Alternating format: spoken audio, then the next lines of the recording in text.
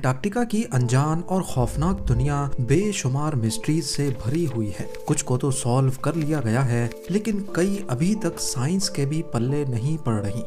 बर्फ की मोटी तह के नीचे कौन सी दुनिया बसती है और यहाँ से मिलने वाला 10 लाख साल पुराना आइस क्यूब हमें टाइम ट्रेवल करवा कर हमारे अर्थ के पास्ट में कैसे लेकर जाता है। जेम टीवी की वीडियोस में एक बार फिर से खुशामदीद।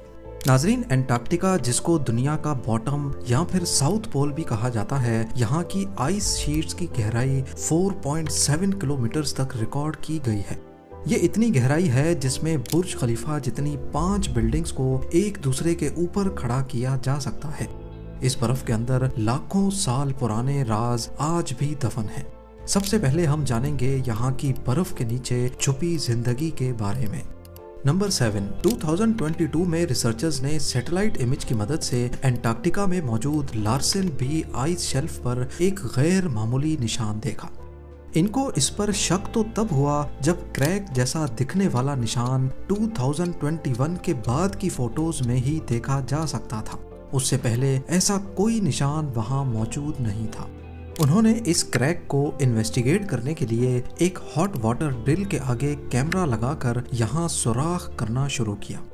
करीब 500 मीटर्स की गहराई पर जाकर ड्रिल को रोकना पड़ गया, क्योंकि ड्रिल पर लगे कैमरा ने अंटार्कटिका के नीचे छुपी एक अजीब दुनिया का मंजर रिकॉर्ड कर लिया था। आइस शेल्फ के बीच एक सीक्रेट रिवर गुजर रही थी, जिसमें एक केव के अंदर हजारों लाखों एम्फीपॉड्स मौजूद थे। एम्फीपॉड्स की ये किस्म श्रिम्प, जिसे अक्सर झींगा भी कहते हैं, उससे काफी मिलती जुलती थी, जो ड्रिल के आने की वजह से काफी एक्टिव नजर आ रही थी। पर सवाल ये है कि अंटार्कटिका में एक रिमोट आइस शेल्फ के 500 मीटर अंदर एम्फीपॉड्स कहाँ से आए और ये जिंदा रहने के लिए क्या खाते होंगे। एक्सपर्ट्स का मानना है कि समंदर में तो झींगे मरे हुए डीकम्पोज्ड प्लांट्स खाते हैं। इसका मतलब ये हुआ कि अंटार्कटिका की इस सीक्रेट रिवर में जरूर कभी ना कभी प्लांट्स भी होते होंगे, जिनको खाकर ये अपनी दुनिया बसाए बैठे हैं। नंबर 6, समंदर का अभी तक का सबसे गहरा पॉइंट चैलेंजर डीप है। दूसरे नंबर पे ब्राउनसन डीप, लेकिन तीसरा गहरा पॉइंट अंटार्कटिका के सदर्न ओशन में मौजूद फैक्टोरियन डीप के नाम से जाना जाता है।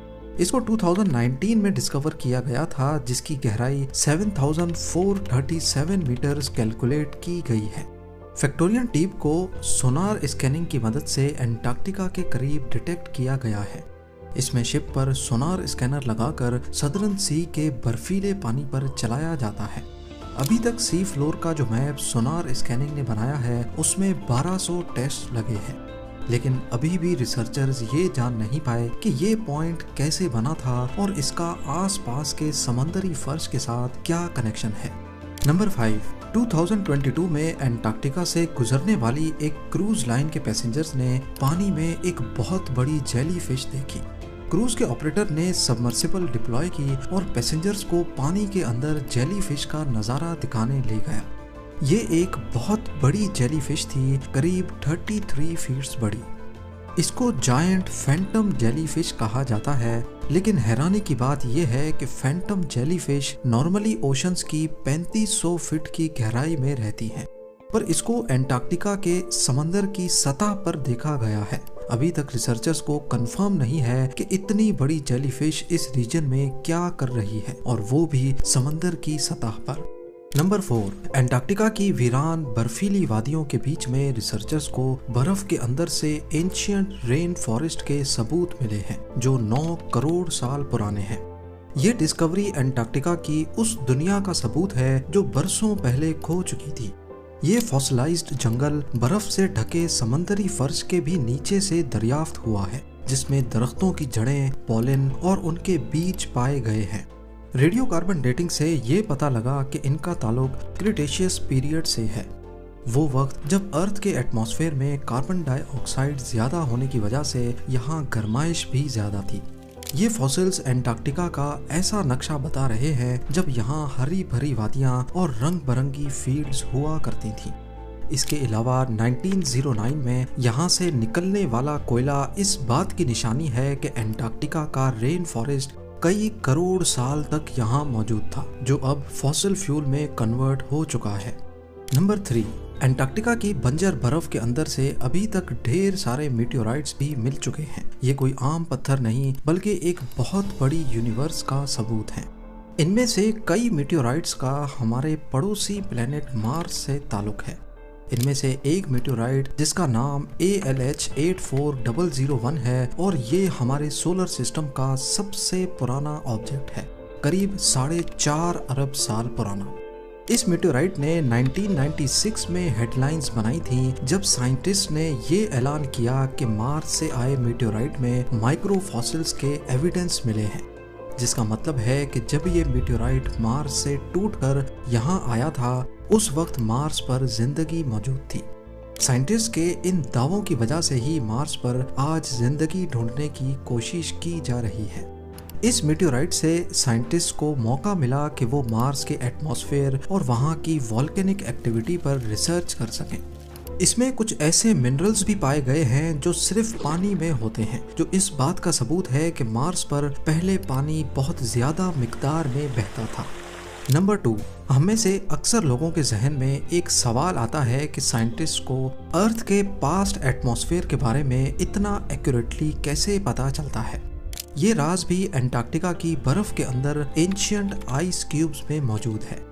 यहाँ पिछले हजारों नहीं लाखों सालों से बर्फ मेल्ट नहीं हुई, जिसका मतलब है कि इनके अंदर उस वक्त के एटमॉस्फेयर के एयर बबल्स आज तक प्रिजर्व्ड हैं। यहाँ तक पहुँचने के लिए आइस के पूरे कोर को ड्रिल करके बाहर निकाला जाता है। जितना गहरा कोर बाहर निकाला जाएगा उतना ही टाइम में पीछे जाना आसान होगा।